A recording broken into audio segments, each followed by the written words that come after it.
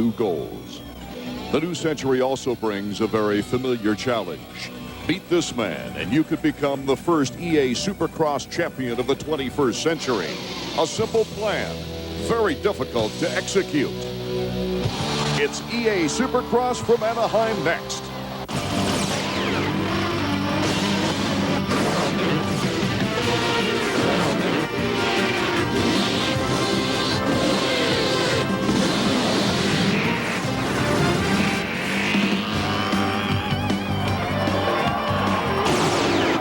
Tonight from Edison International Field in Anaheim, California, Toyota Trucks presents the EA Sports Supercross Series.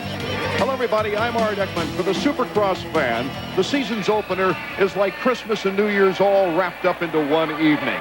More than 45,000 fans have packed this beautiful stadium to see the 21st century voted in and Supercross take over. Intrigue is in the air despite the fact that one man, Jeremy McGrath, has won 6 of the last 7 championships. First of all, the last 4 season openers have been won by 4 different riders. 1997 and 1998, Greg Albertine and Sebastian Tortelli won their first Supercross victories and so far their last in season openers. Last year, the King of Anaheim, he got that title because of 4 consecutive victories. Jeremy McGrath had the spotlight stolen away from him by Ezra Lust. Lust not only winning the first round of the season last year, but also the return bout here in Anaheim in round 5.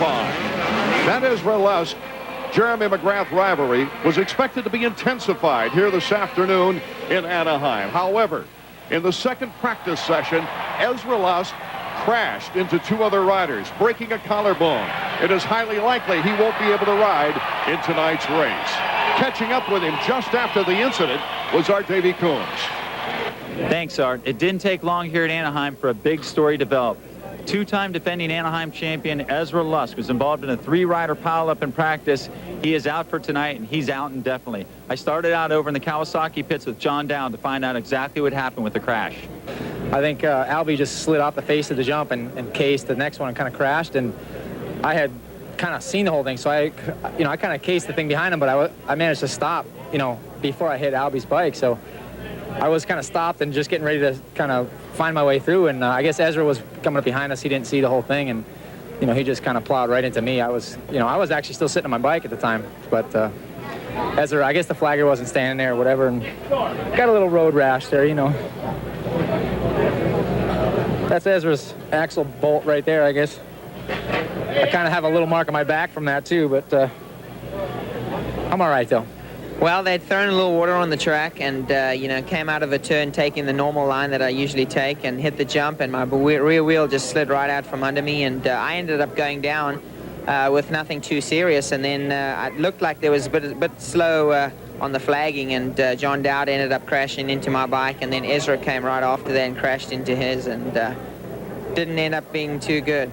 Ezra, tell us what the damage is. Well, right now it just looks like I dislocated my shoulder.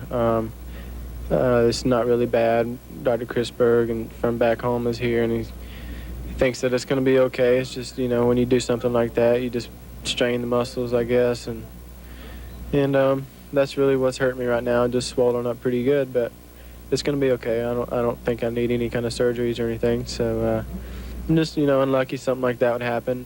You were the obvious favored contender coming into this series. This has to be a crushing blow. Yeah, it's probably one of the worst I think ever, especially here at the first round after the past 2 months of doing what I've been doing and getting myself prepared, my body prepared, and Honda, all the work they've done on the new 2000 CR250, and we still got Kevin and we still got Sebastian, and just gonna put all our hope into those 2 guys.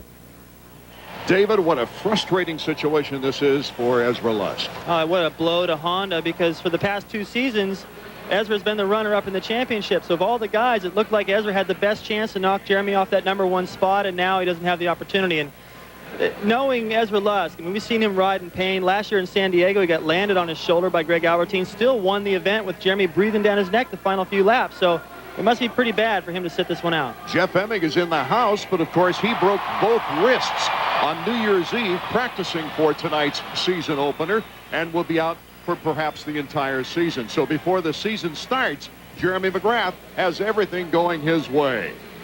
Just 2 days ago, here at the stadium, Pace Motorsports CEO Gary Becker presented Jeremy with his 6th championship ring. And representatives from Toyota gave him the keys to a new Toyota truck for winning last year's title.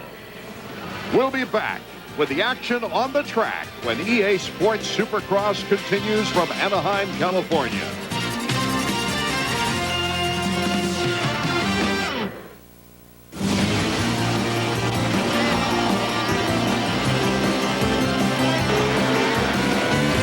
EA Sports Supercross is brought to you by Honda Motorcycles and the 2000 Honda race team Honda Ride Red, and by Toyota, on the edge every day, and by Suzuki.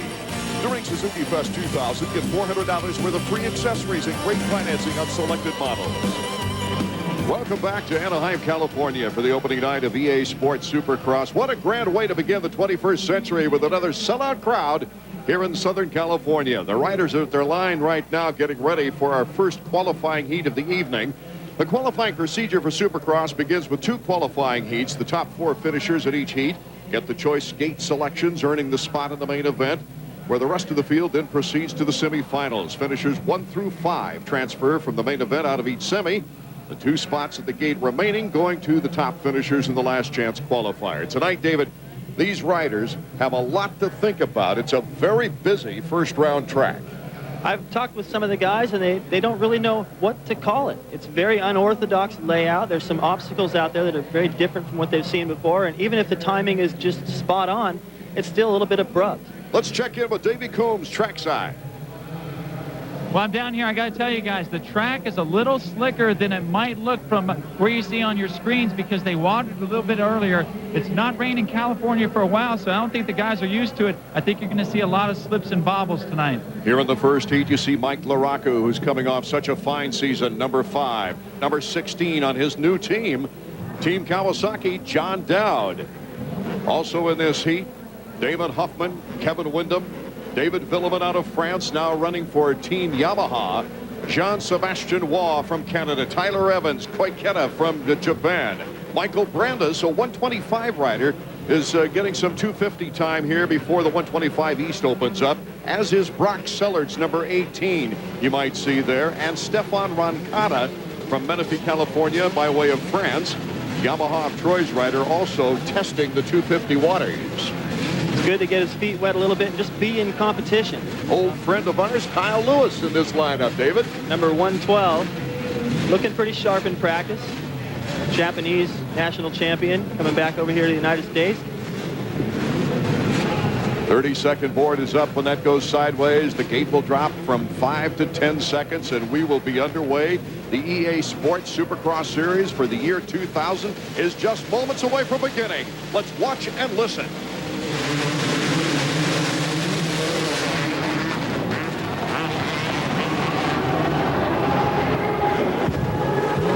A good, clean start here in our first qualifying heats, as number 14 is Kevin Windham hitting the whoops. Number 20 in second place is Damon Huffman. And down in the whoops they go. It's Koiketa, number 39, Takeshi Koiketa. Koiketa coming off a pretty good motocross season, winning some Privateer of the Year honors.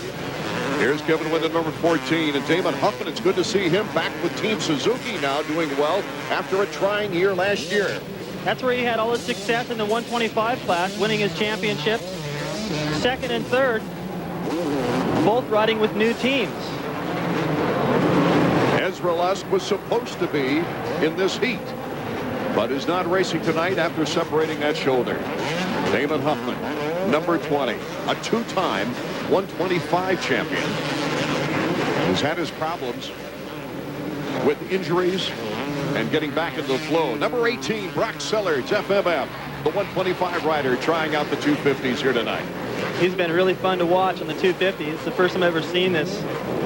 Let's take another look now, David, at the start. Well, Kevin Windham right there in the middle just comes out, gets a great jump, hooks up. He's got the clean line into the first corner, but watch right behind him. The guys in the middle are getting sandwiched. So the winner of our YahooSports.com Whole Shot Award, you got it, Kevin Windham. By a mile. And looking smooth right now. On my watch, I had him the fastest earlier in practice. The funny thing about Kevin is when you watch him, he doesn't look like he's going that fast, but his lap times show that he is. He's just so smooth and fluid out there. 1:03, a lap time to Damon Huffman's 1:06 in second place. That's a big difference. In third place is John Dowd, number 16. I said, hey, you look pretty good in green. He says, yeah, I just hope I don't go to the wrong truck after being with Yamaha for so many years. And look at that, number 18, Brock Sellards. Sellards is putting some pressure on Roncada, the 125 rival. And he wants to put pressure on John Dowd right now, coming through the whoops. It worked on Roncada. Roncada was unable to jump that finish line double. Like Davey said, it's getting slick in places, and if you don't hook up, you can't get over these jumps, and it wrecks the whole rest of the straightaway. Wyndham, our leader, Huffman in second, but our battle right now is for third. Brock Sellards with a good block pass on the veteran, John Dowd. Looked to me, Art, like he caught Dowd completely by surprise. These guys are all hooked up in a great battle, but Kevin Wyndham is just pulled away from this pack. Huffman is back by 3.2 seconds already. As we take a look at the top 10, is already 14.6 seconds back. Mike LaRocco, number 5, is now taking on John Dowd, and LaRocco's pouring on the coal. The Honda factory connection. He made that whoop section look like a straightaway. Art just rode right around Dowd. That'll mess with Dowd's head the rest of the night. He'll know he needs to pick it up or it's going to keep on happening.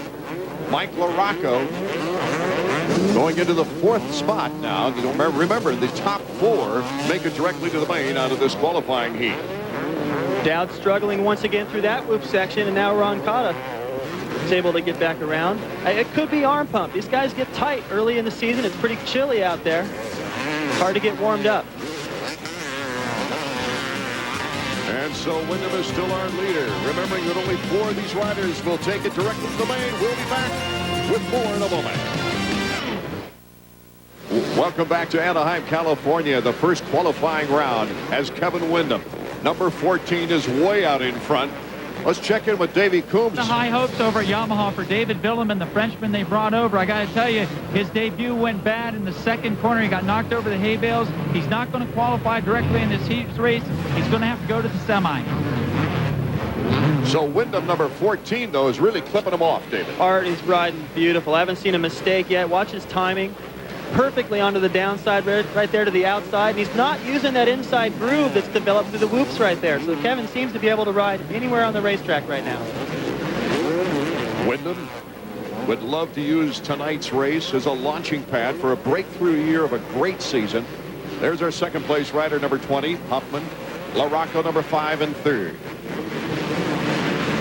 LaRocco has come from not so great start, worked his way up into position, and he's got time to get by Huffman before this is over. That will improve his gate position for the main event. The battle for the final transfer spot is between 125 East riders trying to get into the main here in the West Coast Division. Brock Sellards and Stefan Roncada. 4th and 5th. John Dowd is the veteran left out along with Villeman in 6th and 7th. Watch LaRocco go to work. He's going to move inside, outside. This is where he's been strong. This section he's approaching. This is where he passed Dowd earlier. He just rode right around him. Huffman's a little stronger through the whoops, though. LaRocco coming off a strong year. 7 podiums in Supercross, 3rd in the standings. Final lap underway. Wyndham is just taken away with this race. LaRocco taking over the position. There you see that one line developing down the inside. I think actually what happens, that line is going to get so chewed out. It's working now, but later on in the night, guys are going to move away from there, and you will see some passing through that section.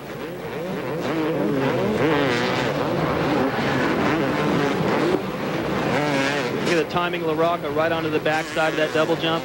You come up a little short right there. That turn gets there in a hurry. You go right off the track.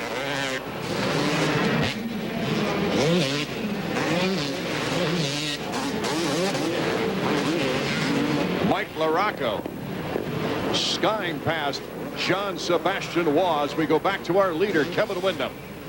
And Wyndham will take the checkered flag, winning the first qualifying heat of the year 2000 in Supercross. And here is Mike LaRocco taking second place. Damon Hoffman in third, and Brock Sellards is in the good position for that final transfer spot to the main event in fourth place.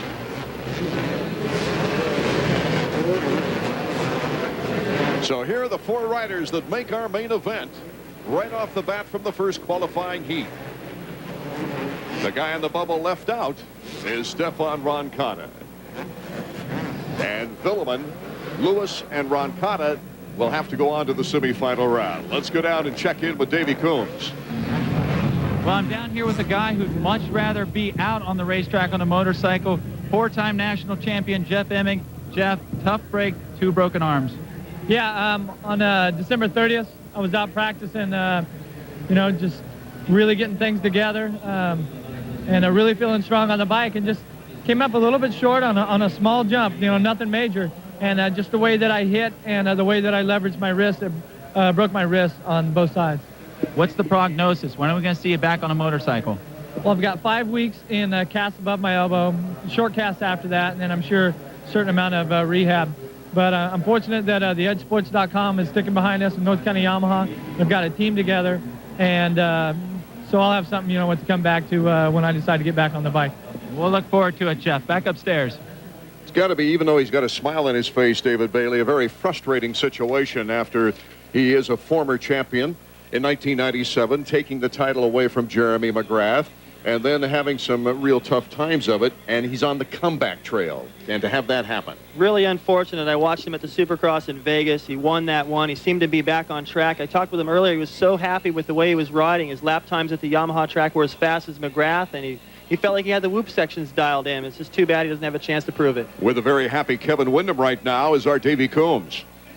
I felt good. Just, you know, we'll see how this second qualifier goes. You know, I got a lot of competition left in this second one, but felt good. Hopefully I go out there and do the same thing in the main. Just, you know, stay comfortable and consistent for 20. Any extra incentive having lost your teammate Ezra Lusk this afternoon? Yeah, that was real unfortunate. You know, man, I know how hard he's been working. You know, all of us over at Honda, and you know how hard he's been working. It's real unfortunate for something like that to take him out where he wasn't really in control of what was going on. But he'll be back. But you know, there's definitely some pressure on me and Tortelli now. You know, we want to bring it to Honda, and I definitely want to bring it to myself as well. So we'll just go out there and try our best. 45,000 strong, a sellout here in Anaheim as they await the appearance of Jeremy McGrath taking to the track in our second qualifier. It'll be coming up next.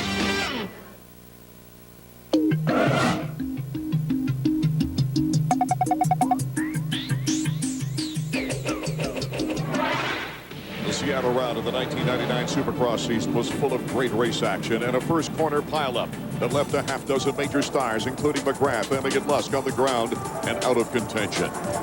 While they picked themselves up, much to the delight of the highly partisan near-capacity crowd, homeboy Larry Ward, number 7, and Kevin Windham, number 14, were staging at Donnybrook over the lead. Larry had it, Kevin wanted it, and he got it.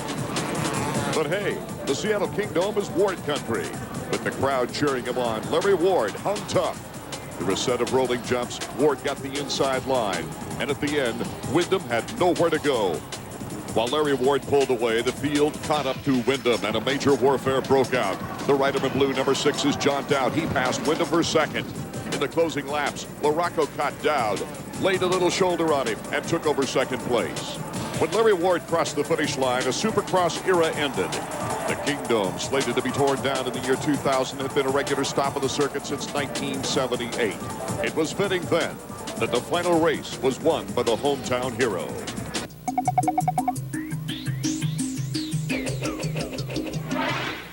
Welcome back to EA Sports Supercross from Anaheim, California. Their hearts are pounding as the riders are revving it up for our second qualifying heat, including Jeremy McGrath, Larry Ward, Tim Ferry, Greg Albertine, Sebastian Tortelli, Jimmy Button, Ricky Carmichael.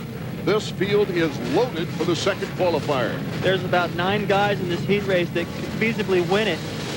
Sign it sideways. And let's take a listen to the sounds.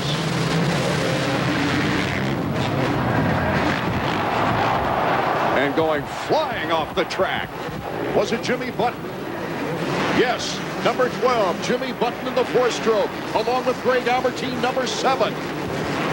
They'll likely have to go to the semifinal round to make the main event here this evening in Anaheim. What disappointment for Jimmy Button on the 4-stroke Yamaha. But out in front, while Jimmy Button tries to get that 4-stroke started back up, McGrath controls the race as he heads into the first triple. Jeremy McGrath, who's won 4 consecutive races here before last year's defeat at the hands of Ezra Lusk, has Larry Ward, number 10, and his Chaparral Yamaha teammate, number 15, Tim Ferry, behind him in second and third. It's interesting right now, in both practice sessions, Larry Ward jumped out right behind McGrath, studied everything. Here he is in the heat race behind him again.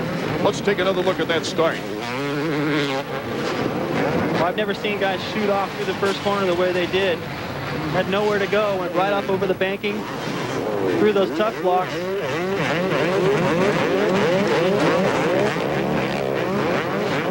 Look to the Button just had to go straight. Yeah. Albertine went flying over there too. Carmichael just riding the very ridge of that, kind of floated right back into the racetrack. Heads up by him to not go over the top of that. If he had, he'd be last. Yeah, Albertine. Looked like Albertine got bumped, and then he went out and hit somebody else. It was just a domino. Our leader, Jeremy McGrath, is dominating by a second to lap. There's one of those little slips Davey talked about. He got into that corner, tried to get on the power, and anytime you see a shiny spot out there, that's where it's real slick. And they're getting a yellow flag here over the triple. The riders are asked to take these jumps one at a time because there's a rider down. It's Dustin Nelson from El Cajon, California. Number 4, Ricky Carmichael, is on the bubble. He has Shane King in front of him. He has to pass Shane King before he gets a chance at qualifying to the main event. McGrath, Larry Ward in first and second. Perry in third. And Carmichael gives a nice shove to move into the position. And that's the result. King just found out how aggressive Ricky Carmichael really is. Shane King from New Zealand won the championship down under. A little different class of racing, even though the Australian and New Zealand racers are getting better and better each year. As we take a look at Jeremy McGrath. Did he have his game face on before this race? I'll tell you what, I haven't seen Jeremy look this serious since a while back. And he told me, he goes, you know, I'm feeling like I did when I was a rookie. I love this. I'm enthusiastic. I'm way ahead of where I was last year. The bike is perfect. It turns great. Obviously, he's got the power dialed in because he got the whole shot. He looks in the best shape of his career. He's only something like 2 pounds more than he was in his first 2 seasons of action, and that's in spring. He just turned 28. He said he's got to train quite a bit harder, more often, and watch his diet a little more than he used to. But he still thinks he has something for these kids, he called them. We might have a battle on for second place now. Looking back is Larry Ward, and it's McGrath's new teammate, Tim Ferry, number 15, trying to take over second place. Ferry obviously has learned some tricks from Jeremy. You know, it's really fun watching him in practice. He almost made that pass stick. Larry did a good job to close that line back off and keep his spot, but Jeremy had Ferry riding around behind him, and they'd stop and practice to start and talk about different sections of the racetrack. I'm sure Ferry is really getting a lot of help. So our race action continues. Jeremy McGrath leading our second qualifying round. 4 more riders will advance to the main when we return.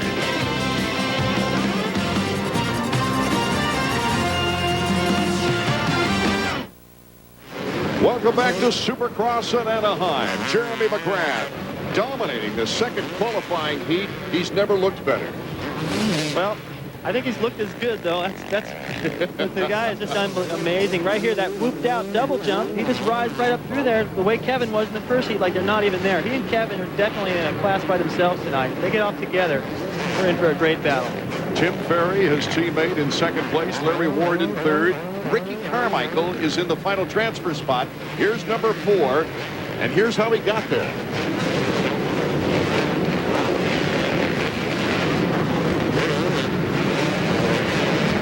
Comes in on the inside of Shane King on that big KTM. Tried to make that polite, but at the last second, it looked like he lost his balance, had to kind of give him an elbow, and that sent King right off the racetrack. Ricky Carmichael is not messing around. A few things make him more angry than to be back in the pack, look across and see McGrath in the lead. He wants to beat him so bad.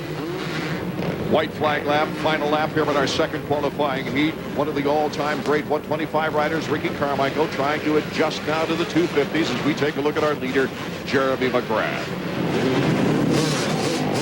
I've been impressed with Tim Ferry in this one as Jeremy takes time to salute the fans. A sellout crowd here in Anaheim for round number 1. Round number 2 next weekend is also expected to be a sellout here in the hotbed of Supercross and motocross racing in Southern California. The checkers for Jeremy. Jeremy McGrath looking so refined. Here's Carmichael. Number 21 is Sebastian Tortelli in 5th, the Frenchman for Team Honda. He's got his hands full. Can he hold on to the final transfer spot? Ricky Carmichael, number 4. This is an important one for him to build his confidence after a crash build last year in 250 Supercross. He gets the checkers, he gets the transfer. Tortelli goes to the semifinal round along with Jimmy Button, Greg Albertine. Isn't it interesting that so many of the fine foreign riders who've come over here tonight to begin the Supercross round will have to go to the semifinals? Villeman, King, Tortelli, and Albertine. In our second qualifying heat, Jeremy McGrath, Tim Ferry, Larry Ward, Ricky Carmichael, all transferring now to the main event. 8 riders have qualified. Let's go down to Davey Coombs. Jeremy, I know that was only your opening statement, but man, what an exclamation point.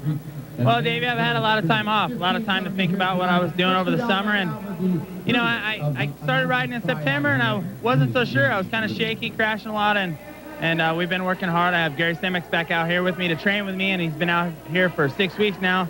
And I think my mental confidence is definitely back.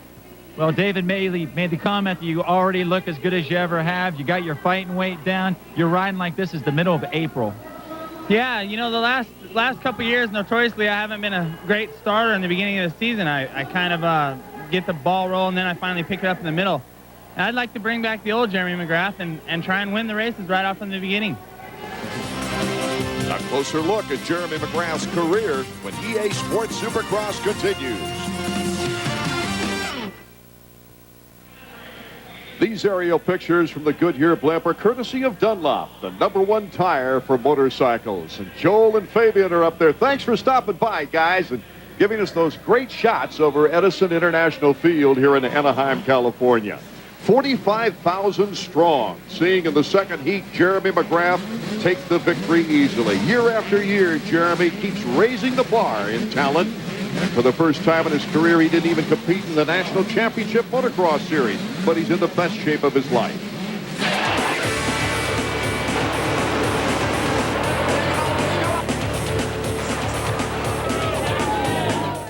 In a country that idolizes superstars, 28-year-old Jeremy McGrath stands tall. With no argument, he is the best to ever grace the high-flying, physically demanding sport of Supercross. With 60 career victories and 6 championships, McGrath has set records that most likely will never be toppled.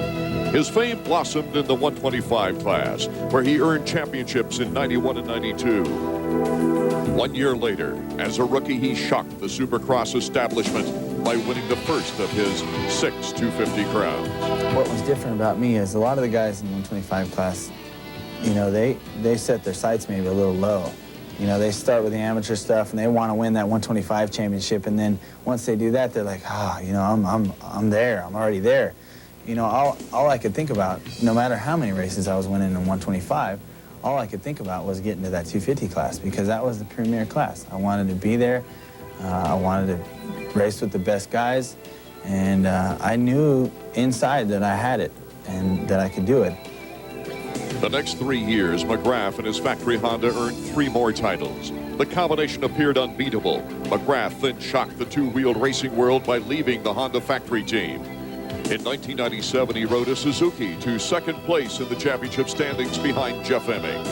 There's no question in my mind that I feel I beat myself. You know, I had won 4 championships up to that point, Supercross, with ease, no problem. There should have been no way that I should have lost that year. I beat myself, and you know, know, that's something, if I could go back and do it over again, I would do things a lot differently that year on my personal side. You know, I would focus a little more, spend a little more time doing the things I need to do to be a champion. And, you know, there's no way I beat myself for sure. Jeremy returned to his championship ways in 98 and 99 while riding for Chaparral Yamaha and is the heavy favorite to win again in the year 2000. It's going to have to start with the starting gate because I think that I get good starts, and probably 90% of the times I'm going to be in the top 3. And, you know, if that happens, then I think the next thing to do is the first 8 laps of someone's going to have to be super fast, because that's when I make the biggest move. You know, the first 8 laps is the most important part of the race. And if I can get out and get in front, then the 8 laps that I'm going to be in front are going to be the fastest laps of the night, because I want to set myself apart from the rest of the field. That way, then I can just ride their pace, and they're never going to catch me. See McGrath and the rest of the Supercross stars live and in person. Make your plans now. After our Anaheim series, we go to San Diego on the 22nd. Bank One Ballpark in Phoenix on the 29th. And then the tradition-rich Houston Astrodome for Supercross on the 5th. In years past, the semis have provided some of the best bar-banging action we've had. Riders are anxious not to go all the way to the last chance qualifier. The semifinals are coming up next.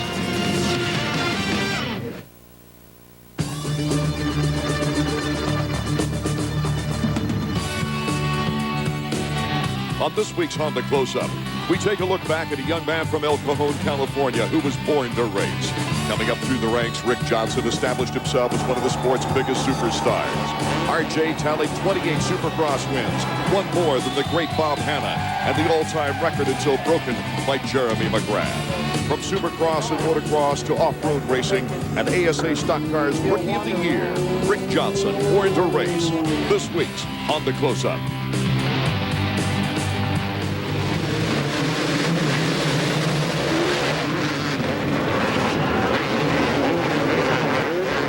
Welcome back to our Supercross action as we go to our first semifinal round with Stefan Moncada, John Dowd, David Villeman, Sean Perolio, Michael Brandis, Kelly Smith, Tyler Evans, Sebastian Waugh, Coy Kita, all fighting for the top 5 positions. Those top 5 will transfer to the main event here this evening. Things looking a lot better for Villeman now, back out front. This guy's a lot of fun to watch, and he uses his body so much. Number 934 is Villeman.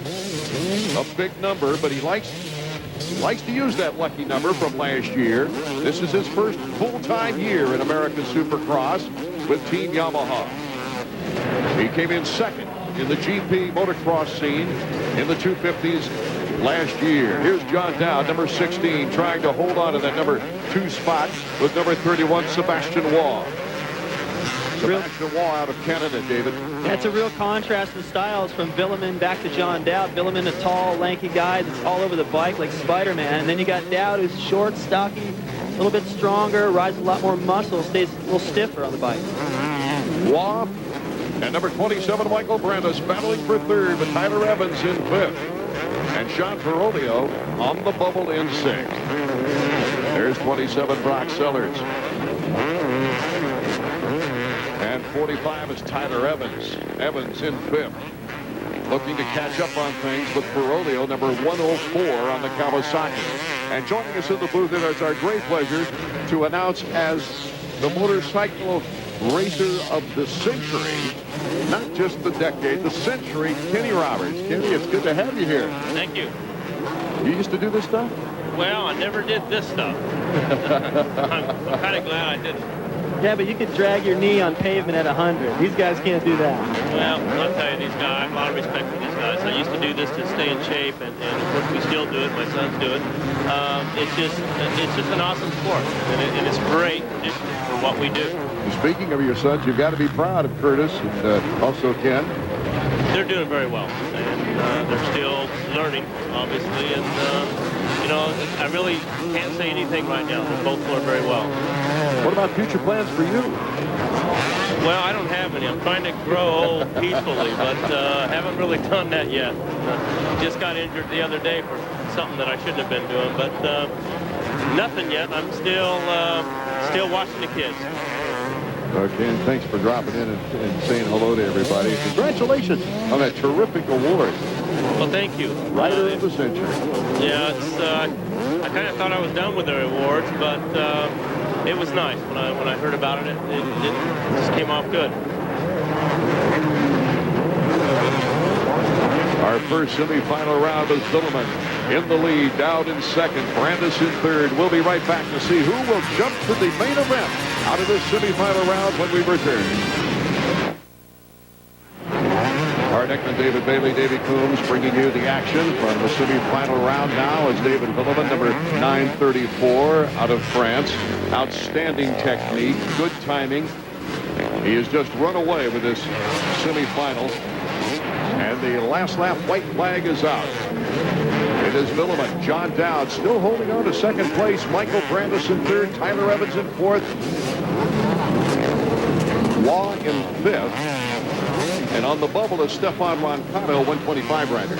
And it's interesting watching Billiman just go through that whoop section. I talked to him earlier, and he said they were pretty tough and a little closer together than what he's used to, so he didn't think he'd be able to jump through them with the timing that he's so famous for, but he just did it. So these things are starting to get broken down, and it's really favoring his style. The heel clicker. In the 125s, when he had that championship battle with John Dowd, Dowd eventually won the crown. But he had many races where he was out in front and loved to entertain the fans as he's doing here in Anaheim, California. He was doing heel clickers in practice. I think a lot of the guys do that stuff not really to show off, but just to feel comfortable. They do this stuff during the week, so why not try to pull that in and be more relaxed? Don't let the 934 fool you. It is David Billiman taking the checkered flag and winning the semifinal number one here this evening in Anaheim. John Dowd in second place, Michael Brandis in third. Tyler Evans, it looks like, will be in fourth, and maybe Roncano got up into fourth. We'll have to wait and check the official results there. Here they are on the Honda scoreboard. Billiman, Dowd, Brandis, Roncano did move past Evans into fourth. Evans, though, will make the transfer to the main event. Let's go down to Davey. David, that was a much better ride than you had in the qualifier. You look like you're settling down. The track looks like it suits you now. Yeah, I had a problem with my rear brake on the first hit, and I went over a bump, so I crashed, and so it was bad for me, but, you know, I ride the semi. My Yamaha put a great all shot, and I could win, you know, easy, and I try to ride smooth and to don't make mistake, and hopefully I can ride like that in the main event. We'll see in a little bit. Good job. Thanks a lot. So David Billiman makes it into the main event. Let's see now if his countryman Sebastian Tortelli of Team Honda can make it out of the second semifinal round into the main event.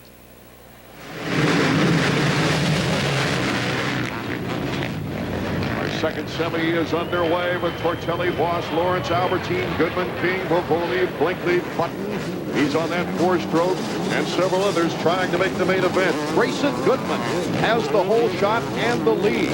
But look at the mess behind him that he left. Pete Voss, number 33, a promising privateer on the Honda, along with number 817, Todd Downs of Corpus Christi, Texas. But number 65, here's an arena crosser who's had a lot of experience. He's a good friend of Jeremy McGrath's, has worked out with him several times. In fact, Jeremy at times has stayed at his place near Dallas to work out before the Dallas Supercross. So he gets good starts, number 65. We'll just have to wait and see if number 7, Greg Albertine, will let him hold on to that number 1 position, and number 65 bobbles.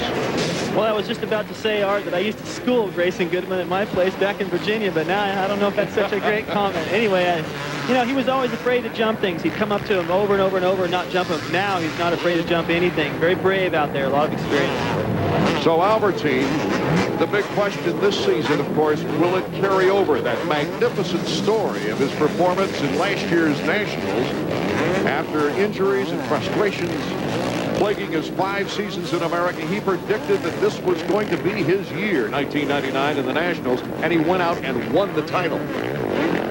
had to give him a lot of confidence, but then he chose not to ride very many of the races during the off season, and it seems like it's taken him a little bit to get back into flow. He didn't look himself in practice, and seems to be getting it together here now, but he's also got a lot of company from Tortelli. Here we've got two winners of opening rounds back-to-back in 97 and 98 in the order, Greg Albertine and Sebastian Tortelli, and two former former GP motocross champions. And there's Jimmy Button, number 12. Button cuts to the inside. Looked like he went down. Button went down as he approached number 21, Tortelli. And as soon as you slide out of that groove, get into that loose stuff, what happens is all that loose dirt gets spit off into the edge. You get in that stuff, and in some places it's pretty good traction. Others it just kind of shuffles around the top. I think Jimmy found one of those. So Jimmy Button, instead of settling for third, trying to challenge for second, goes down and will have a big fight on his hands. He might have to go to the last chance qualifier. Greg Albertine, number 7 on the Suzuki. He's signed up for 2 more years. In fact, Suzuki has a 3rd-year option on his new contract after winning that national title last year. Sebastian Tortelli doesn't look like he wants to settle, though, for second place behind Albertine. Let's take another look at Jimmy Button coming in on number 21. See number 12, the 4-stroke? Actually, that was it was a great idea. He had the pass made. I think he got a little over anxious there, and the bike just touched the top of those last 2 whoops, and the tops of those are starting to get worn off. That's where it's slippery, and he found it.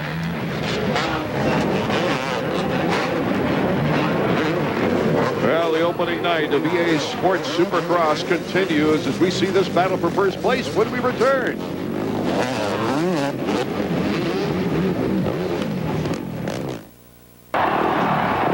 Welcome back, and Tortelli and Albertine are going back and forth for the lead here in the second semifinal round. Jimmy Button did not stall the bike, and he is back up in third, a little ways back. But look at this battle going on. Team Suzuki versus Team Honda. Team Honda number 21, Tortelli, and look at Albertine. He got the jump. What a race. Tortelli was trying to go in there and predict where he had to place himself in order to make that block pass on Albertine's stick. Albie guessed right and was able to clear the double and get him back. 2 laps to go.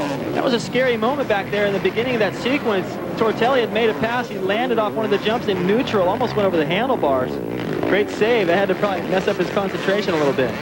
Albertine, Tortelli, Button, King, Lawrence in the top 5 positions with Grayson Goodman on the bubble in number 6. Remember, the top 5 only make it out of the semifinal rounds to go directly to the main event.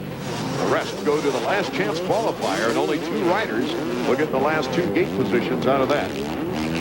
This is where all that seesaw battle started a lap ago. Tortelli was able to get through the section approaching the triple a little quicker, have the inside. These guys just went back and forth. Jimmy Button is starting to pick up on Tortelli. And the two are right close to each other as they approach the lappers. And as the white flag is out, it's the final lap. I think they did a pretty good job with designing this racetrack, because you can see these guys able to use a lot of different lines, different techniques and rhythms through these sections and still stay close. Button went down again outside our camera angle. So Jimmy Button having trouble on this slick track. You usually think of the 4-strokes as having good adhesion, better adhesion than the 2-strokes on a slippery surface. Now, the good news is he was able to keep the bike running both of those times, and he hasn't lost many positions. He'll still go to the main event, but it's got to be frustrating for him. We're on the last lap. Look at Tortelli. He's got a great spirit about him. You know what's smart is Albertine moved over, took his line, and Tortelli wasn't able to do the triple, so that gave him a little bit of breathing room. He's going to need it heading into that last turn before the checkered flag. Tortelli was leading in points in that great battle with Albertine in the Nationals this last year when he suffered a horrendous crash in Unadilla. The checkered flag goes to Greg Albertine. Tortelli, the close second. We'll have to check out and see who finished third. It is none other than Jimmy Button keeping that 4-stroke alive. Bill Lawrence is in 4th, and I believe that Grayson Goodman might have captured 5th in front of Shane King. We'll have to wait for the official announcement. But there is our winner of the second semifinal, and on his way to the main event, Greg Albertine. Well, that was a great battle. He had to work hard for that. You don't want to use that much energy in a semi, but he's in the main, and he'll have a pretty decent gate position. Before this sellout crowd of 40,000, 45,050, it's Albertine, Tortelli, Button, and Lawrence and Goodman on their way to the main event. Let's go down to the winner's platform. Wow, Greg, what a great battle between you and your fellow world champion, Sebastian Tortelli. It was like watching a chess match.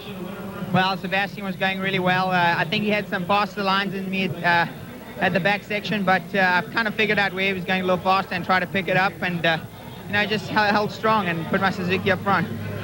What about the main event? Where are you going to pick on that start? It seems like the whole shots are coming from everywhere. Yeah, well, definitely inside. I had a great start in the qualifier, but got pushed wide and had a crash, so definitely inside. I feel like I'm starting great, getting my Suzuki right up there in front. More outstanding racing before the sellout crowd here at Edison International Field in Anaheim, California, when we return. One of the world's most enduring symbols, the Goodyear Blimp Eagle, has been providing these aerial pictures. Goodyear blimps travel over 100,000 miles every year, covering major sporting events.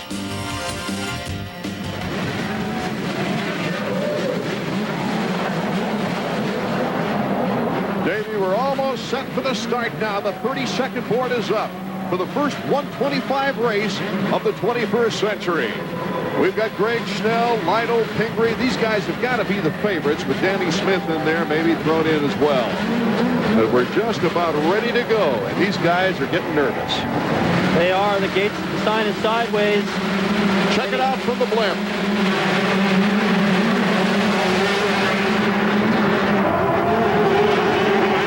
A good clean start. Danny Smith doing a fine job. And let's see as we check the lineup that is number 32. It is Danny Smith from Middleton, Idaho, on the FMF Honda, getting the whole shot and the lead. Billy Payne looks in good position. David Pingree also right in there. Let's take another look at the start from ground level this time, David. A couple of guys getting pinched off right away, and they've just got to wait.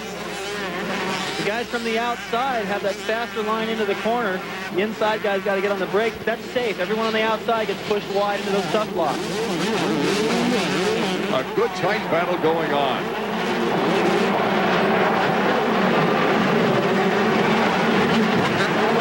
So Danny Smith gets the YahooSports.com Whole Shot Award of $500 for the 125s. It's a $1,000 prize for the 250s coming up a little bit later. Number 35 is David Pingree. He's got two 125 career Supercross victories already to his credit. Justin Buckaloo in third, Billy Payne in fourth, Greg Schnell in fifth, and Yuri Dostal in sixth place. What a thrill for Danny Smith right here. Art, I can't remember him leading a 125 main event. Danny Smith had two podiums last year in the 125 East. His best Supercross ever, David, was a second place at Indianapolis last year. And then he also got a third at Daytona, which was a very good ride. If I remember right, he had a good run in Atlanta. And where this kid usually comes on strong is in the end of the race. Now it's different because he's not coming from behind. He's going to have to deal with pressure, and we'll find out what he's made of here. A lot of good riders didn't make it to the 125 main event. Oh, you had guys like Jason McCormick, Casey Johnson. Casey won this race last year. They both had to come to the main event from the last chance qualifier. Got a horrible pick to the gate. A bad start because of it. Justin Buckaloo is putting the pressure on in second place. He's out of Albuquerque, New Mexico. Number 158. We're seeing the leader, number 32, Danny Smith. And there's 35, David Pingree of Primal Suzuki. And Buckaloo is in number 158. Billy Payne working on him, but it does look like these guys are starting to follow the same line. Very difficult to pass if you're following somebody. 1.3 second advantage for Smith is all, though. You can see Danny Smith jump into that corner and kind of glance over to see where Pingree was. He's worried about him. That's the thing that Pingree's got to do. Stay close enough to make Danny worry a little bit. Casey Johnson has moved up to sixth place. Casey Johnson winning this race here last year. He's got Boland right behind him. Actually, a one rider in between him now. Casey's got time to move up. He came from behind last year. Didn't make his pass till the final lap. David Pingree got a final lap victory last year. Well, David really improved things. He was thinking for a while he might go back to college and give up his professional racing career the way things were in a lull. But here comes Pingree. Pingree makes the pass on Danny Smith. I didn't think there was enough room through there. Just a little tiny mistake by Danny Smith and a lot of aggression by Pingree made that happen. Now Buckaloo is starting to put the pressure on Danny. That's going to force, he'll have to worry about him as well. That could give the advantage to Pingree, be able to take whatever line he wants, not have to worry about somebody's front tire getting in the way. Buckaloo is Yamaha Troy's youthful project. Look at Buckaloo. Look at Buckaloo. Over the triple. For the 125s to jump that triple, Casey Johnson's also doing it, but it's very difficult to get a run because these guys only have about 30 feet. They've got to jump 70 feet. Casey Lytle, who won one of the qualifying heats, is way back in 11th place. David Pingree, our leader, last year in Minneapolis. Hubert Humphrey Dome. Last lap victory, Justin Buckaloo and David Pingree going at it now for the lead. And you can see that Danny Smith now is starting to drop back. So it could be, as I pointed out, that he's never had the position of the lead in the beginning of the race. All those riders breathing down your neck. First race of the year made him nervous. His arms could have pumped up. You can't even feel the brake, the clutch, the throttle. I mean, when your arms pump up, you're just a sitting duck out there. And it looks like that could be happening now. Snell trying to make a move on number 195, Billy Payne of the Pro Circuit team. And Payne currently in 4th place. Danny Smith now in 3rd, with Buckaloo moving up to 2nd to challenge Pingree. Take another look at that lead change. Just squeezed his way in there, clipped the front wheel of Danny just to try to make it into that rut. If he hadn't gone in there and clipped him a little bit, he wouldn't have gotten that rut. Danny would have got him back. Pingree's first 125 win, you might remember this, was San Jose, California, back in 1995, David. We'll be right back as the checkers will be waving when we return to Anaheim, California.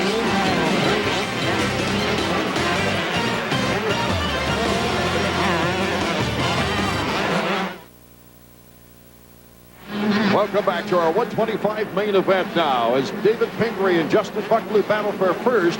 It was Greg Schnell in 3rd place, but right there after an accident is Billy Payne.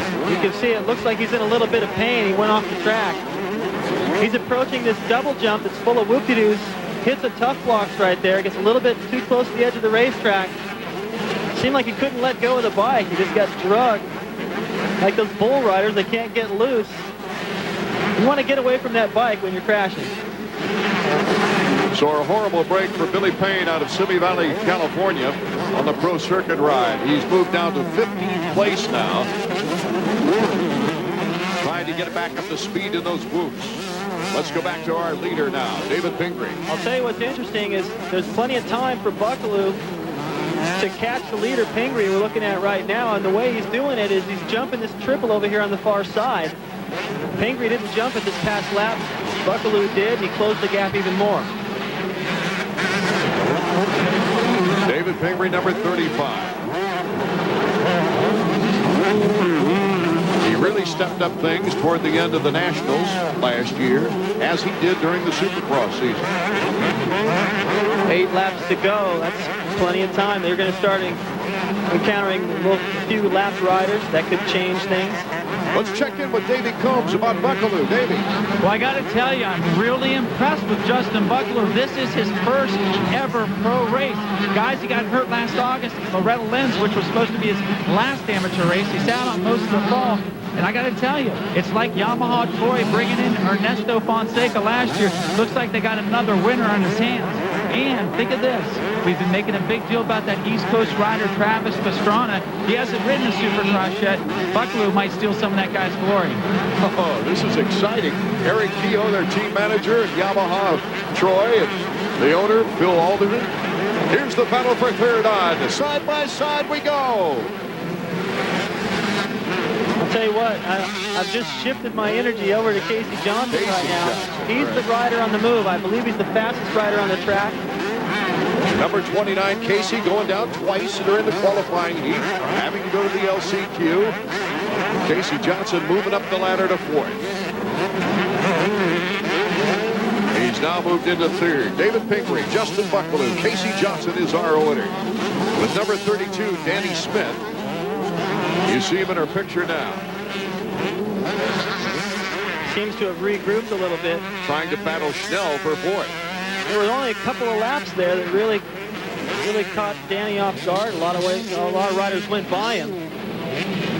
Seems to have gotten comfortable again. Boy, did Casey Johnson have a great battle here last year with Casey Lytle. They were Yamaha Troy teammates at the time. Lytle had the lead, and Johnson came back on the very last lap to pass Lytle to take the victory in the opening round of the season here. Schnell trying to hold off number 32, Danny Smith, for 4th. As Pingree still holds on to that lead against Justin Bucklew. There's Schnell. Basically a privateer, gets his support from Motor World Yamaha.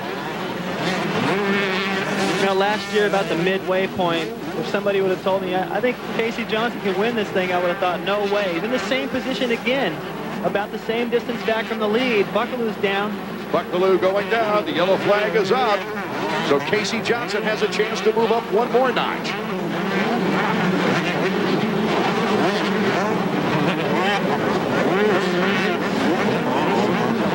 Check it out again. See what happened to Justin here. Well, that's a rhythm section as they approach a left-hander into another rhythm section. And looked like he just got a little bit off his timing. It took him a long time to get going. Casey Johnson has moved into 2nd place. The last time I saw him go over the triple, he looked over and saw where Pingree was. He's not settling for 2nd place. Here's our leader, David Pingree. Pingree looking very strong and in great shape. So our 125 main event continues. Can Pingree hold off the experienced charging Casey Johnson? We've got 5 laps to go. We will return. The young future superstars of Supercross are on the track right now. Welcome back to our 125 main event here from Anaheim, California, the opening round of the season. This is the battle for 3rd coming up as number 35 is David Pingree, our leader. And he's held on beautifully. But the battle for 3rd right now is between number 63, Greg Schnell, and number 32, Danny Smith.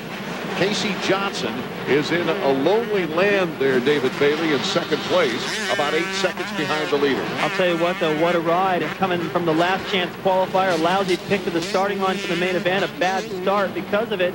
And he is closing on the leader, Pingree. Although Pingree, as we came back, you saw him look over. He knows right where Johnson is, and with the laps remaining, I don't think Johnson's closing fast enough.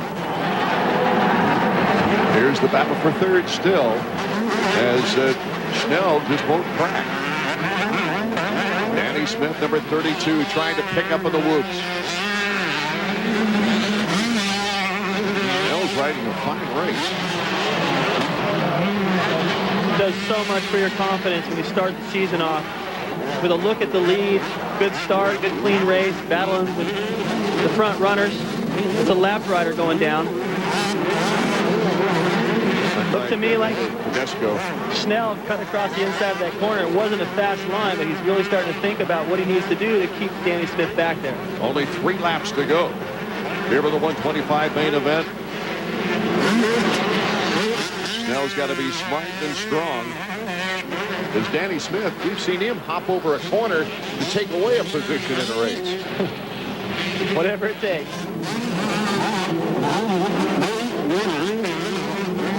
This is the triple that the leaders are able to get over. Each lap, they're picking up another second. The gap for the lead, as these guys continue to battle, has closed to 5 seconds.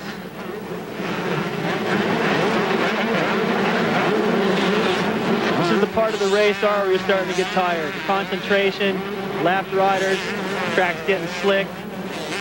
Can David Pingree hold off Casey Johnson? He had a pretty good start on him. And here's the battle for third once again. Still about 5 bike lengths. There's Casey Johnson in second place, number 29.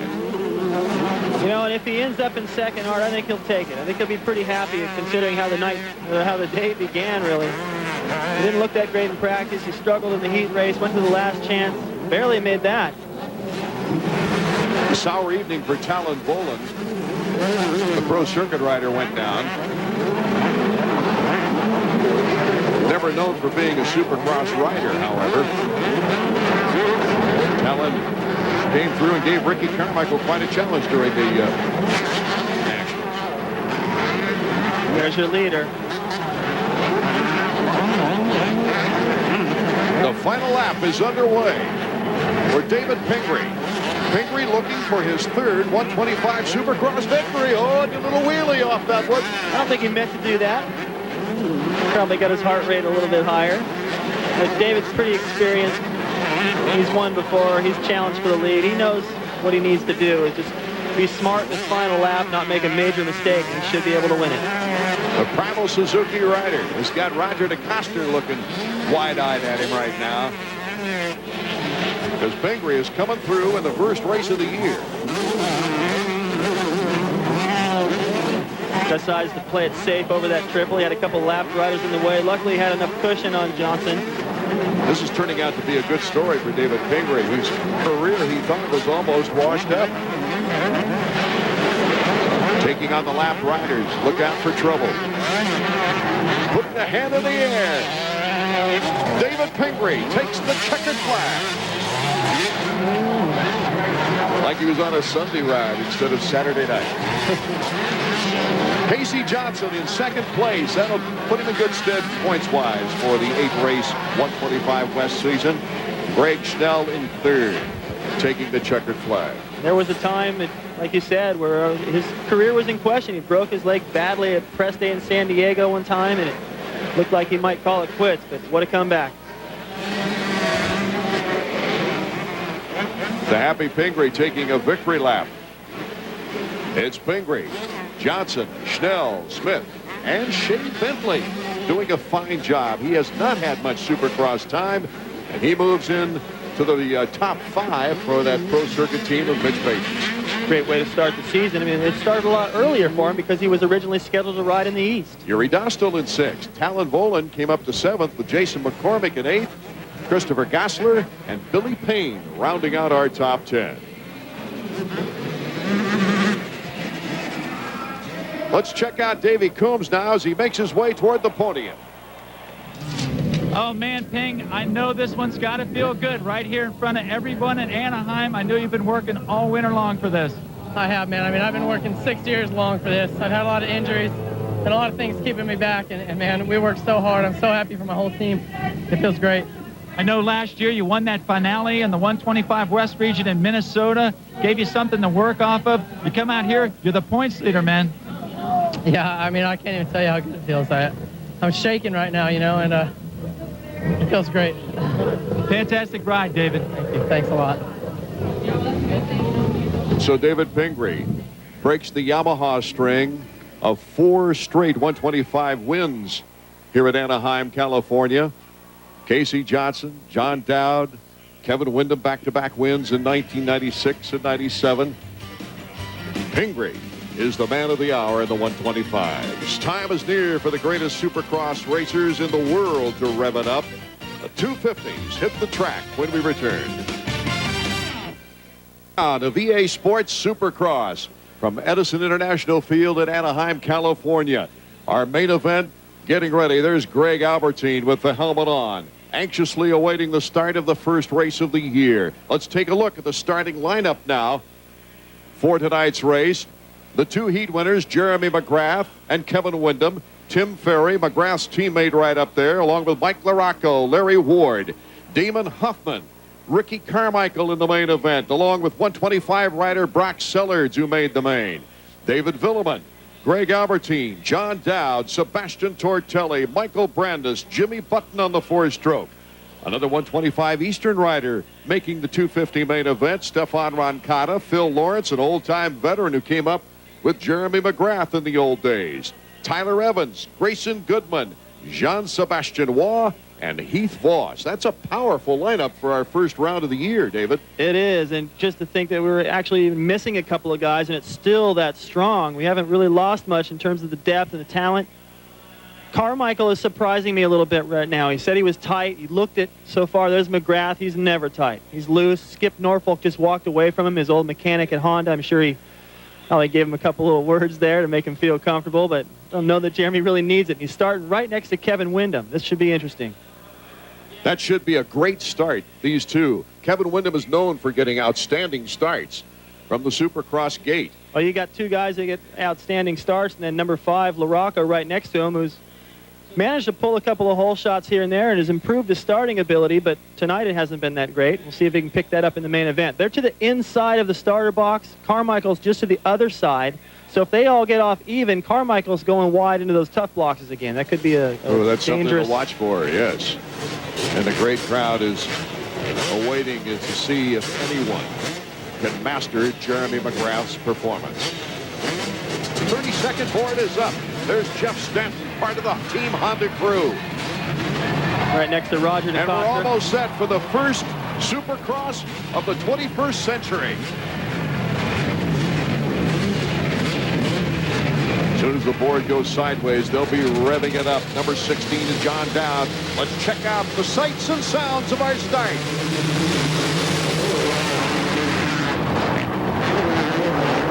Good start by Ricky Carmichael.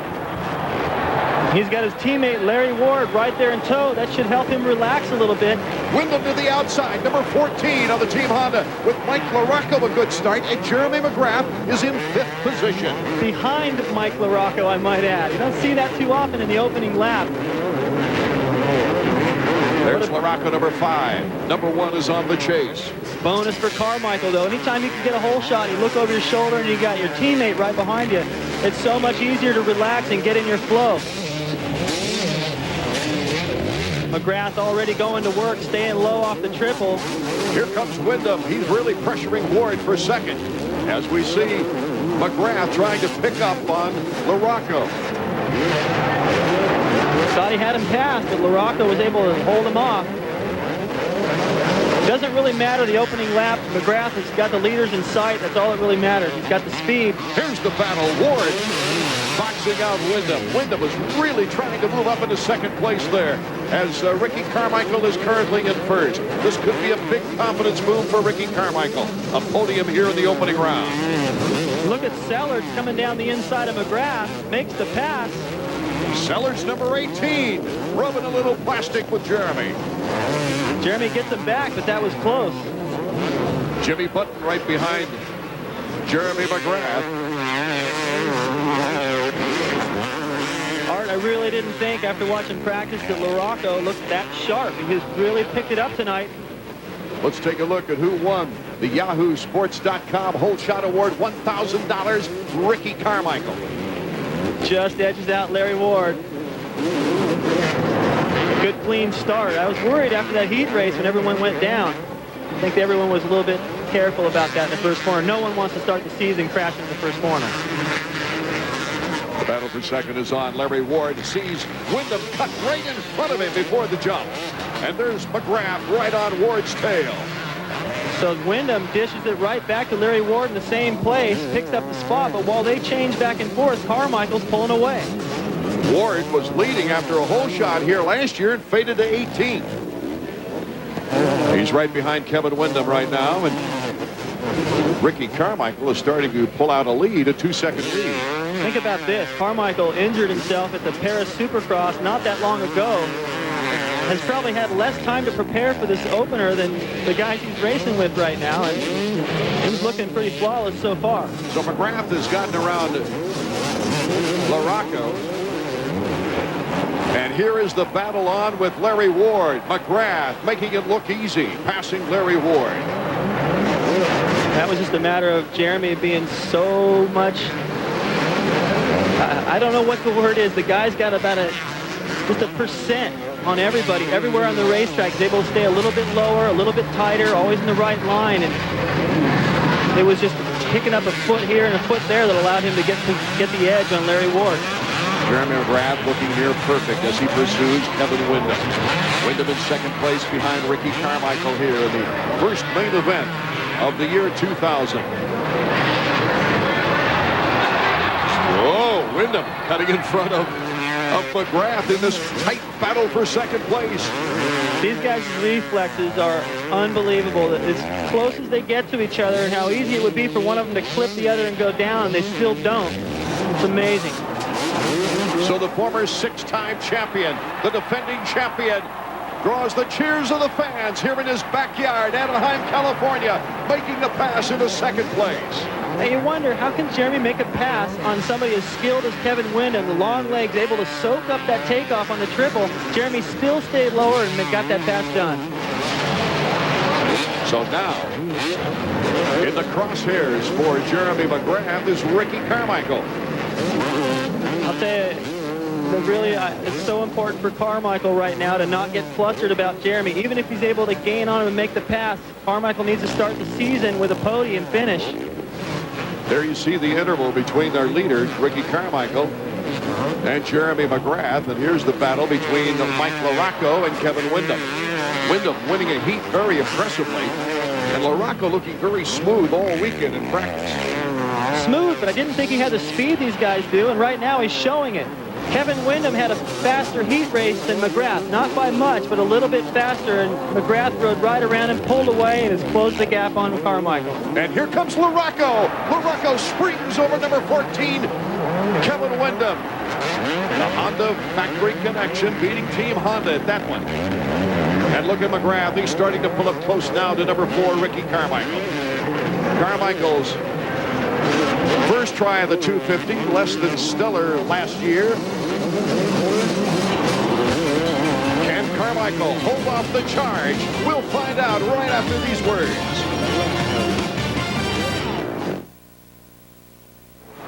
Welcome back. The battle is still raging. A new leader, our third leader of the 250 main, and now Ricky Carmichael almost got him back.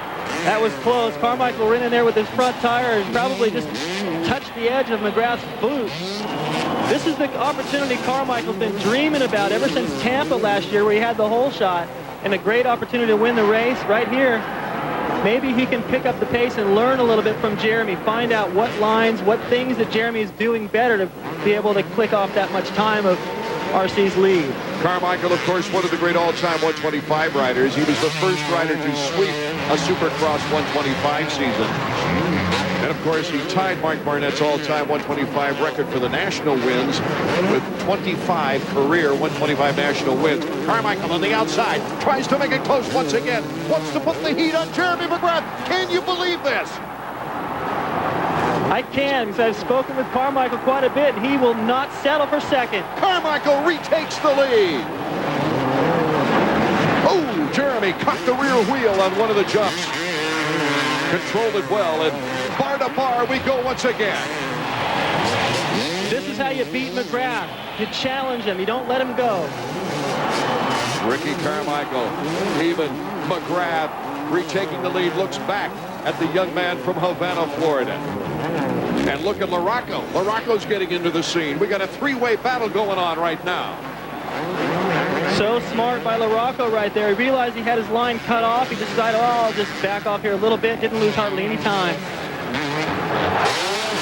Look at that. And a textbook block pass right there. Tremendous block pass by Mike LaRocco puts him into second place. And what do you think of this idea? LaRocco looks to me like he's gunning for McGrath. He's not just going, all right, I'm in second. This is pretty good. It looks to me like he's still got his sights set on McGrath and winning this opener. It's important for Carmichael to hold off the rampaging number 14, Kevin Windham, behind him as well.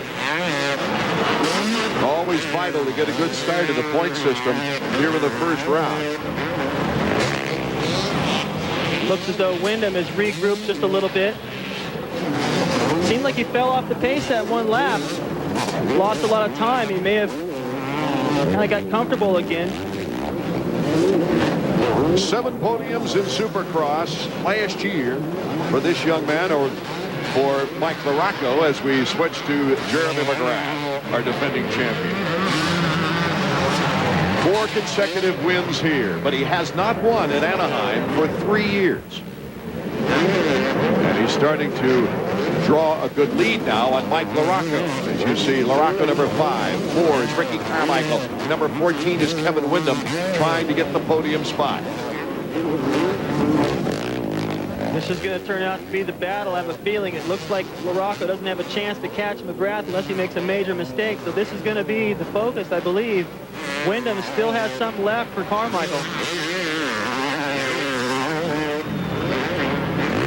Carmichael, with that first serious injury of his career in San Diego last year, sent him back, put a foot peg into his leg, cracked pelvis, and so he's had to battle back to regain his confidence as well as his physical endurance.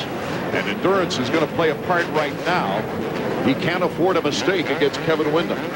And there's a little one that danced right back straight, and rear wheel got out away from him. These whoops, not only do you have to ride across bumps, but they're starting to get rutted out and wants to kick that back in side to side. Here last year, Carmichael started out in 4th and ended up in 6th when the checkers came out. Here comes Windham. Windham bobbling just a little bit in the whoops, and Carmichael did not bobble. Even though he's following that rut where they've been worn down more, you've got to stay balanced perfectly straight in the rut. That makes it a little bit tougher. A lot expected of this young man, number 4, who came into the pro ranks with so many amateur titles and such an impressive entry into the 125 ranks, just dominating. Kevin Windham has had up and down years with injuries, but has shown potential and is looking for year number 2000 to be the breakthrough year for him. And while we watch this battle, just ahead of these guys, LaRocco has closed the gap on McGrath. So we got a battle for the lead and a battle for third. Incredible in our opening match here in Anaheim. Here's McGrath, our leader, number 1. It's looking like the whoops aren't even there. The bike and back, number 5, Mike LaRocco. He is picking up on it. Now you see how close it is. It looked like Jeremy was just getting away. I took my eyes off of him. He may have made a mistake that allowed LaRocco to close to see if Jeremy can open it up again. Jeremy, a disappointing 7th in the opener here last year, was 2nd in round 5 on the rematch here in Anaheim, where LaRocco took a 3rd and a 4th last year here in Anaheim.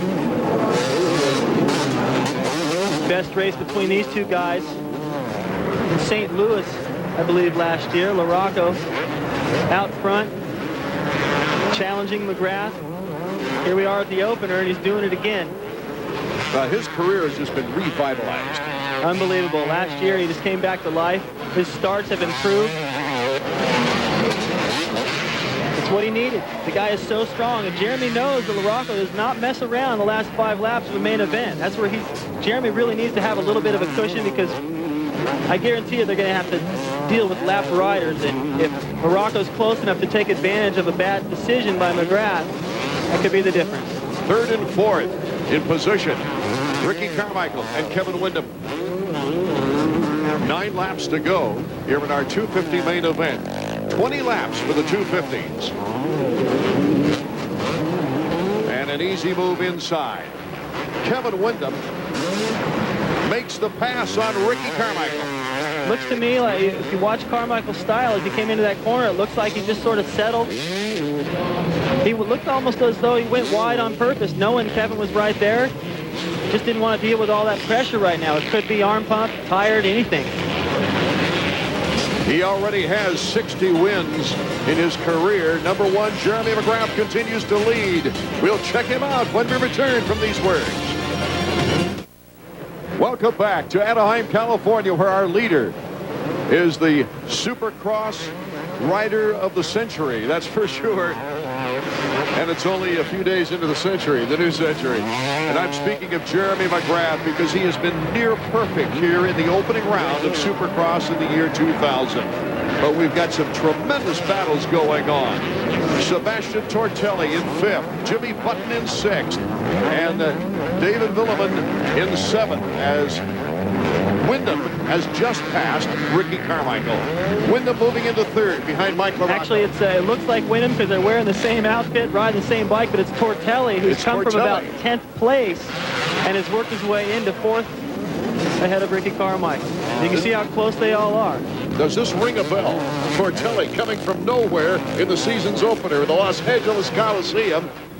It rings a bell for sure, although this time we know who he is and we know what place he's in. That was confusing with the 3-digit number. He came out of nowhere, but we got our eyes on him now.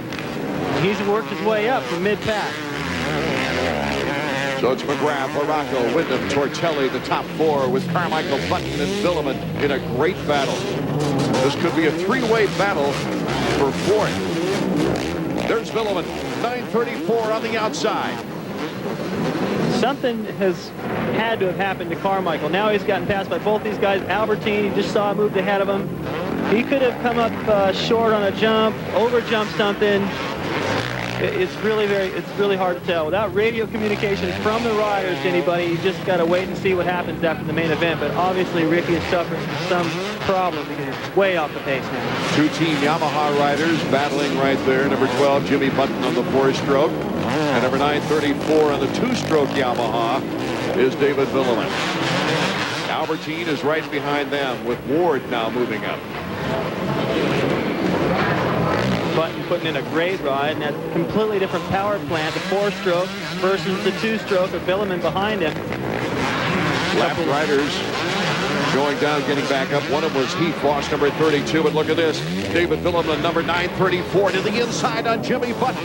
Can he hold the spot now against the four-stroke?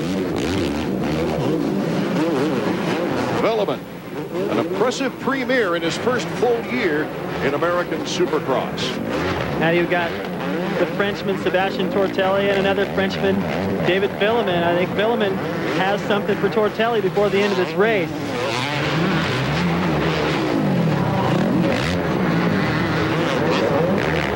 Number 21 is Tortelli. And while we're looking at this battle, keep in mind this is 26 seconds behind the leader, McGrath. McGrath has just opened up a tremendous lead over the battle for third. Larocco still staying pretty close behind McGrath, but it doesn't look like he's going to be able to close the gap as he did earlier. Number 21, Tortelli. Approaching 3 laps to go now. Can he hold off his fellow Frenchman, David Villeman? Tortelli, a 125 and 250 World GP motocross champion. As these guys went over the triple, McGrath was going the other way on the whoop section. If these guys happen to glance over and see that, it's just demoralizing. Incredible the way that McGrath has just been able to pull away now. Mike Larocco settling in second. Kevin Wyndham in third. Now we pick up number 21 in fourth. Incidentally, Tim Ferry had to bow out of the race after crashing early. A very big disappointment for that Chaparral Yamaha rider. And with the absence of Lusk for Team Honda, they've still been able to keep Tortelli, who no one really considered to be a Supercross rider. This is the first time he's raced here in the United States since he broke his wrist in Unadilla last year in the Nationals. Beg your pardon? He ran in the United States, but the GP, the US GP. The Grand Prix. And he came back so soon after that injury to run in that race and did a very credible job. Here's the leader, Jeremy McGrath. Nothing less than sensational right now. And then the battle goes on for fourth. Looked like Tortelli was going to be able to make a move, but Villeman rather on Tortelli, but Sebastian able to hold him off. And these guys have closed the gap on Wyndham. That's Wyndham just ahead of him. Both these guys in tremendous physical conditioning. And I'll tell you what, these are the laps where it really pays off. It's more so than the physical, it's the concentration. I'm playing this EA Sports video game and I'm getting tired trying to concentrate on that for 5 laps. Imagine this for 20.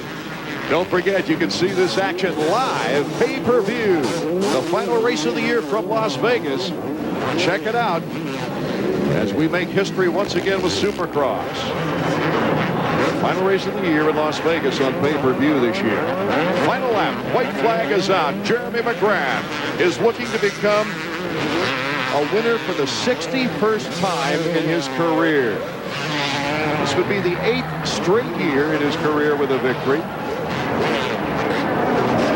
And he's serving notice right now for those who question his move of not running the motocross season. He just came back even stronger. Yeah, I thought we would see that. The knack-knack. The crowd was on its feet going, please show us one more of those before it's over. He knows what they want. You know, Yamaha could make it right now 3 decades in a row tonight. Mike Bell won the first Supercross in the 1980s. And Jeremy McGrath takes the first Supercross in the year 2000. The checkers for Jeremy. Mike Bell won the first Supercross in the 80s. Damon Bradshaw won the first Supercross in the 90s on a Yamaha. And now McGrath has taken it for 3 decades in a row. The opener. The battle for third is still on. Mike LaRocco taking second, but Kevin Windham and Tortelli going at it. There's Kevin Windham, number 14. He will go on the podium. So we'll get a chance to get their reactions when Davey Coombs moves over to the winning podium.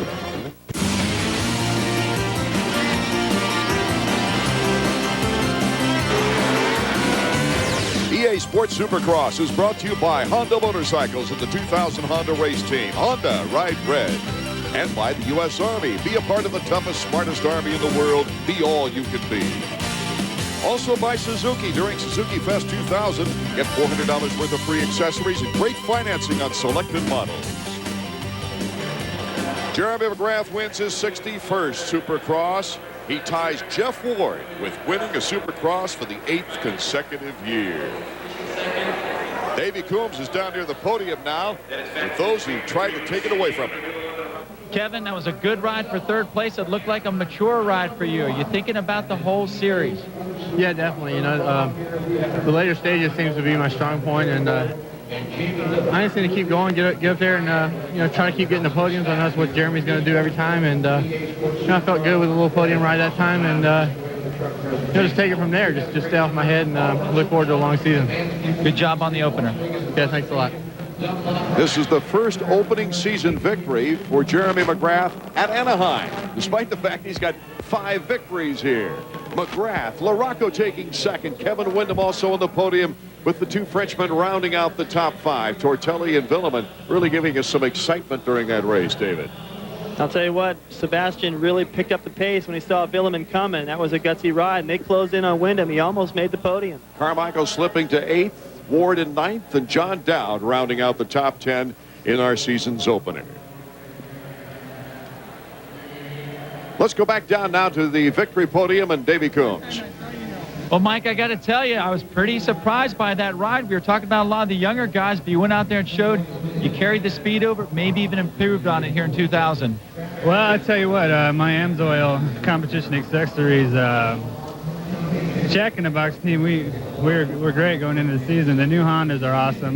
You know, my factory connection suspension worked great out there. So all I really had to do was get a good start, which you know, for me I did. And you know, I rode a pretty good race. Things were pretty busy up front early, and you know, Jeremy got by me because those guys were messing around before the finish line jump. And he's riding good. You know, he was right in my comfort zone. I felt like I had his speed, but I just couldn't make it back up. Was that your goal in the opener, to come out here and get on the podium? No, was the win. I felt good all off season. Like I said, the new Hondas are awesome. As soon as I got on the new chassis, I felt real good. It's, I think, a lot better for my riding style, and you know, not to mention runs on a good motor. A real good ride tonight, Mike. So Mike LaRocco takes his second place. He had second places in Seattle and St. Louis last year, but he looked a lot smoother early in the season here in the year 2000, David. I'll tell you what, LaRocco always looks smooth. He's always tough at the end of the race, but what surprised me about him this year is his starts have improved dramatically. And he gave Jeremy a little bit of a scare. He closed the gap a couple of times, and he really didn't lose by much. I mean, he had him in sight the whole race. Win number 61. Let's check him out. Man, Jeremy, all that off-season work, it just paid off. Yeah, the batteries are definitely charged up now. I felt really good out there. I didn't get such a great start and had to work for that one. So that was really good. All the hard work paying off. It looked like in the beginning, Ricky Carmichael, kind of a surprise, but then later on, we were surprised that Mike LaRocco stayed with you for a little bit. Were you checking the rearview mirror? Yeah, I was behind Mike for a while, and then Larry and I think Kevin or someone were jacking around here before the finish line, and Mike had to roll it, and then I jumped it, got by him, pulled out a little distance, and he was definitely keeping me honest. I was scoping him every lap. Finally, how's it feel to get an opening win once again? Anaheim's always been really good to me, except for the past couple years, and I'm really excited to be here. I mean, like I said, I'm happy to be racing. I've been sitting on the couch for a while, way too long, and it feels nice to be up here. He has not been sitting on the couch, David Bailey. He probably wishes he could have said. That was probably the plan, but I guarantee you there were a lot of contractual obligations during that break, and it probably ended up being a little more busy, and it would have been easier for him to just continue racing. Every week we'll be awarding the Army Teamwork Award. It takes teamwork even to get to the opening round, and Jeremy McGrath's crew, including mechanic Randy Lawrence, is this week's U.S. Army Teamwork Award winner. How about that, David Bailey? You know, and I'm not that surprised by that, Art, or by Kevin Windham. I expected those guys to be up there, but the surprise to me was LaRocco and especially Tortelli. And I'm very curious to find out what happened to Carmichael, dropping all the way to 8th. Art Ekman for David Bailey and Davey Coombs, thanking you for joining us for another exciting season of EA Sports Supercross. Our next telecast on ESPN2 will be coming your way from Anaheim once again. Round 2, another expected sellout next week. It'll be the second time in Supercross history we've had back-to-back weekends in the same city. This has been a production of Pace Motorsports in association with ESPN, the worldwide leader in sports.